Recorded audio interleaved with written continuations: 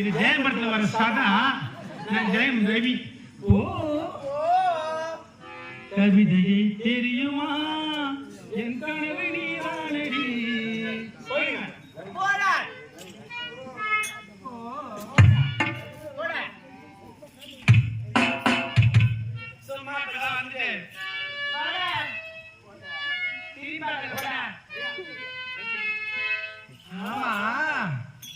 இவர் மட்டும் எப்படி நம்மளுடைய கண்களுக்கு தெரிந்தார்? அன்று என்னுடைய தாய் 2 வரங்கள் கொடுத்தார்கள் அல்லவா? நான் எவர் கண்ணுக்கும் தெரிய மாட்டேன், எவர்களும் என்னுடைய கண்களுக்கு தெரிய மாட்டார்கள். அப்படி தெரியக்கூடிய ஆடவனையே என்னுடைய தாய் திருமணம் செய்து கொண்டு சொன்னார்களே.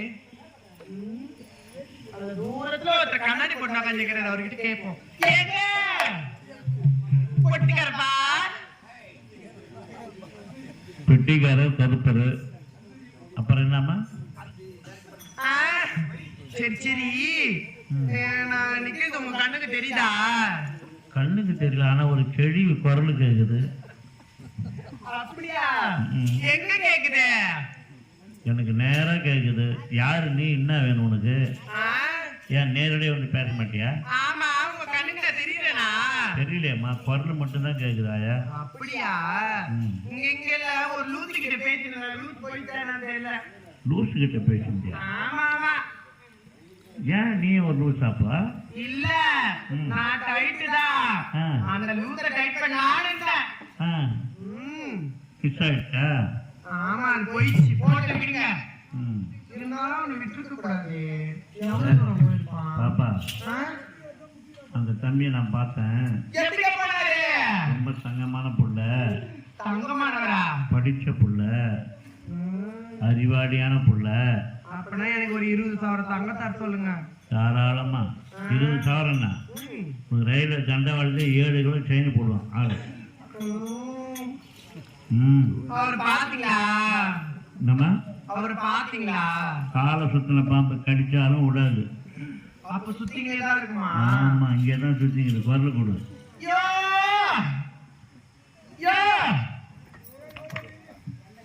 காதல் கசக்கு தையா, வர வர காதல் கசக்கு தையா.